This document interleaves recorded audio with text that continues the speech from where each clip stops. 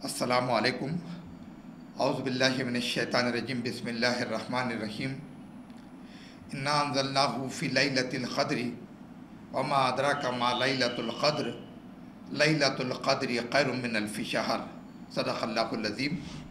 محترم حضرات، لیلۃ القدر کی فضیلت اس عنوان پر آج آپ سے گفتگو کا موقع ملا اور اسی مناسبت سے میں نے سورہ قدر کی ابتدائی چند آیتیں آپ کے سامنے تلاوت کیا۔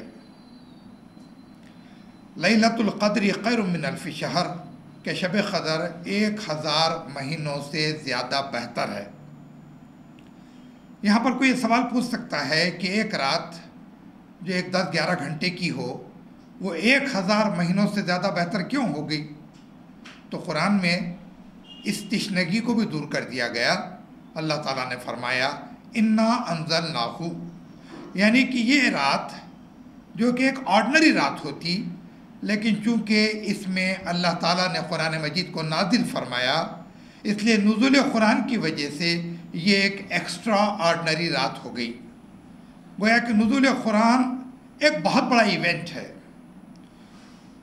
پس منظر یہ ہے کہ نبی کریم صلی اللہ علیہ وسلم غار حرا میں تشریف فرما ہیں اور آپ عبادت فرما رہے ہیں۔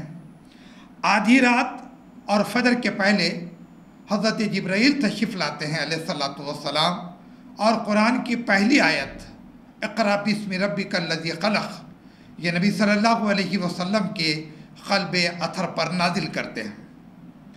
یہ وہ رات ہے جس کو ہم شب قدر کہتے ہیں۔ قدر کے 2 معنی آتے ہیں۔ مولانا حضرت مودودی نے لکھا کہ قدر کے ایک معنی تو قدر و منزلت کے ہوتے ہیں، اور قدر کے ایک معنی تقدیر کے فیصلے کرنے والی رات کے ہوتے ہیں، اور یہاں پر دونوں بھی معنی مراد ہیں۔ یعنی یہ رات تقدیر کے فیصلے کرواتی ہے اور یہ بڑے قدر و منزلت والی رات ہے۔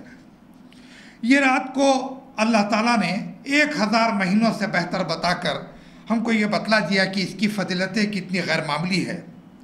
احادیث سے پتہ چلتا ہے کہ شب قدر کی تلاش کے لیے آخری عشرے کی 5 تاخیراتوں کا اہتمام کرنا چاہیے۔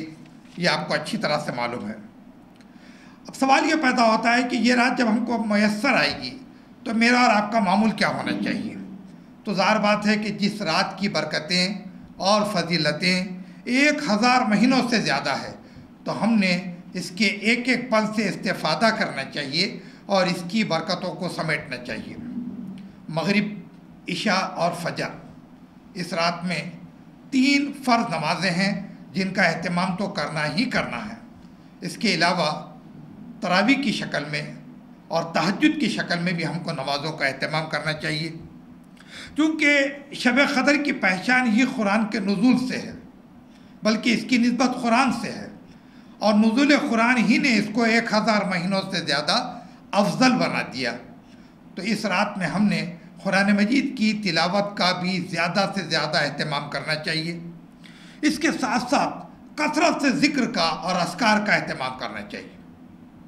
اگر ہم میں سے کسی کو قدر آرام کی ضرورت پیش آتی ہے تو تھوڑا سا آرام بھی کیا جا سکتا ہے، تاکہ ہم اور ایک مرتبہ فریش ہو کر اللہ کی عبادت کے لیے لگ جائیں۔ اس کے ساتھ ساتھ ایک اہم ترین عمل جس کا ہم اہتمام کرتے بھی ہیں، لیکن یہ اتنا اہم ترین عمل ہے کہ اس کا تذکرہ بار بار ہونا چاہیے، اور وہ یہ ہے کہ اس مبارک رات میں کثرت سے دعاؤں کا اہتمام کرنا چاہیے۔ دعائیں ساری انسانیت کے لیے، دعائیں نبی کریم صلی اللہ علیہ وسلم کی امت کے لیے، دعائیں برادران وطن کے لیے کہ اللہ تعالیٰ سب کو ہدایت کی دولت سے مالا مال فرمائے، اور ہماری اپنی شخصی دعائیں بھی ہو سکتی ہیں، کہ تو اللہ تعالیٰ اور روزے دار کی دعا، اور وہ بھی شب قدر جیسی مبارک رات میں اللہ تبارک و تعالیٰ بڑے حیا والے ہیں، انشاءاللہ وہ ہمارے دامن کو خالی نہیں لوٹائیں گے۔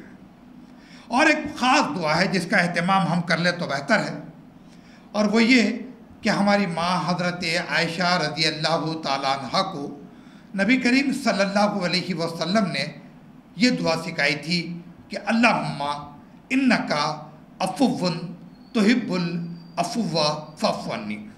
یہ دعا بڑی مختصر سی ہے اور بڑی جامع ہے، اس کو ہم یاد کر لیں اور اپنی تمام دعاؤں کے ساتھ اس دعا کا بھی خاص طور پر اہتمام کریں۔ عزیز ساتھیوں، شب قدر کی تلاش میں ظاہر بات ہے کہ ہم کو آخری عشرے کی 5 طاق راتوں کا اہتمام کرنا ہے۔ یہ اللہ تعالیٰ کا قانون ہے کہ جو رات یا جو چیز جتنی اہم ہوتی ہے ہمارے اشتیاق کے لیے اللہ تعالیٰ اس کو قدر پوشیدہ رکھتا ہے تاکہ ہم اس کی تلاش کریں۔ اور ظاہر بات ہے کہ جس رات کی فضیلت 1000 مہینوں سے زیادہ ہے۔ قرآن کہتا ہے نا کہ لیلۃ القدر خیر من الف شہر، کہ شب قدر 1000 مہینوں سے زیادہ ہے۔ تو اس کے لیے رات بھر کا جاگنا، ذکر و اذکار کرنا، نمازوں اور قرآن مجید کی تلاوت کرنا، یہ کوئی بہت ہمارے لیے ناممکن کام نہیں ہے، جبکہ ٹارگٹ اتنا بڑا ہے کہ اللہ تعالیٰ اتنے عظیم الشان اجر سے ہم کو نوازے گا۔ لہٰذا یہ تمام معمولات کا ہم اہتمام کریں اور یاد رکھیں کہ قرآن مجید رمضان میں نازل ہوا، اسی لیے اللہ تعالیٰ نے رمضان میں نفل عمل کو فرض کے برابر قرار دیا، جیسا کہ احادیث کے مفہوم سے ہم کو اندازہ لگتا۔ اور اس مہینے میں اگر ہم کوئی فرض کام کریں گے تو اس کا اجر 70 فرض کے برابر ملے گا۔